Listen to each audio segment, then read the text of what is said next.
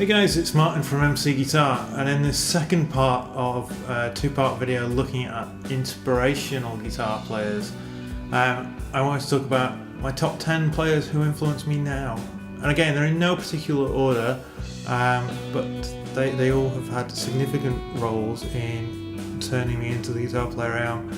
And you'll hear aspects of their playing and their tone in my playing and in my rig and what have you. And number one on this list has to be Andy Timmons. Just a phenomenally musical guitar player. Plays music in the way that I like instrumental music. It's melodic, it's harmonic, it's tuneful, it's not shredfest. He is a phenomenal player, and he could probably make a shred album that would blow anyone away. But he's got a bit more taste than that, and his tone and his touch and his vibrato and everything else is just really, really good. So yeah, and to top it all off, he is a really nice guy. When I was at the NAMM show in 2011, I met him twice, and both times he took time out to have a chat with me. I was a nobody. I was a demonstrator on a booth in Hall E, which is the basement. And yeah, he was just a genuine, really, really nice guy with a phenomenal talent. And number two is Eric Johnson. And what can you say about Eric? Technically amazing. Sonically just has such a distinctive sound. Plays guitar like a piano sometimes. Just his note choice, his melodic sense, everything is just really good, and he writes good songs too. And again, it's instrumental music that appeals to non-guitar players, which is something that I try and create myself.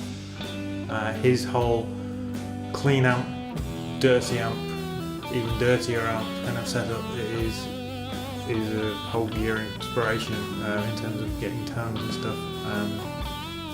He's just phenomenal, and I think the older I get, the more kind of my playing interest is heading in that direction. At number three, we have Roine Stolt from the Flower Kings and various other projects. He's a Swedish guitarist. He was originally in Kuiper back in the 70s. He also played in Transatlantic with Mike Portnoy, and that's where I first came across him. Very David Gilmour influenced, and I could have put David Gilmour on this list, but Roine Stolt is closer to my heart. Again, good singer, great songwriter. Very proggy, which isn't perhaps where I'm at now, but certainly have been over the years, and just a lovely tone, lovely vibrato. Just being a huge inspiration to the way I play and the way I approach guitar and music. And number four is Pete Thorne, who is a hero to most of us in the YouTube community. In the sense that he is primarily a sideman. He does gear demos that makes everything sound good. He just has phenomenal touch, phenomenal taste. Again, comes across as a really nice guy. I've never met him, but just comes across in videos as very honest, very down to earth, humble guy, and phenomenal talent as well. And the fact that he's created this YouTube presence in this difficult musical age and is able to work as a sideman for great artists across the world, in America, in France, in Japan, you name it, is just amazing. At number six, we have another band leader, Ian Thornley from Big Wreck, who I was exposed to, I'd say 2 or 3 years ago. From the Sir NAMM Party videos. Great singer, I think, was what struck me first, but he is a phenomenal guitar player as well. The Big Wreck albums, particularly the last two, Ghosts and Albatross, are just massive. massive in terms of their tones, massive in terms of their songs. Just really, really good. And his solo album, I took a different tack, which again was really fascinating. I gave another insight into him. Again, comes across as quite a humble guy with a phenomenal talent. Number 6 is very much a new discovery.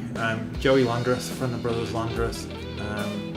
Again, a phenomenal singer and phenomenal slide guitar player. Now, slide is something that I'm trying to get into more, and so yeah, Joey and that whole band vibe is, you know, very chilled, and he has such taste and such intonation. I can kind of I get the feeling that I can kind of approach his style more than I can someone like Derek Trucks, who again is a phenomenal slide player. I can kind of get where Joey's coming from a bit better, for me personally, so certainly on that kind of side of things. And again, just writing good songs and using the guitar to fill in the gaps in songs in a tasteful way is something that made a huge impact on me recently. Number 7 on the top 10 guitarists who influence me at the moment is Brad Paisley. Again, country music is something that I've been getting more into over the last few years, and Brad Paisley is up there amongst the country singer, guitar slinger guys who appreciates good tone, appreciates good gear, and plays with taste, but also fire. Just, you know, really talented guy, and writes some pretty cool songs too, which is all good. You probably won't hear a huge amount of country in my playing, except for the odd country bend at the moment, but it's becoming more of a thing that I do, I think. Number 8 on my list is Trey Anastasio from Fish, and his tone was something that, it was a road that I went down big time for a couple of years to try and get that sound, and to get that sound without spending $10,000 or more on a hollow body Languedoc. But the whole 2 tube screamers into a compressor, into a fairly clean amp, very subtle use of effects, but using a looper and all that kind of thing. That was huge. He just has, again, a majestic touch, great melodic sensibilities, and composing.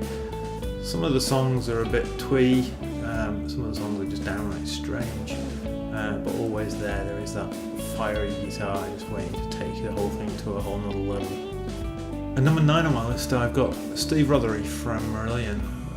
Marillion I've been into for a long time, and again, just a guy who, interestingly, not a singer. Most of the guys on my list are singers as well as guitar players.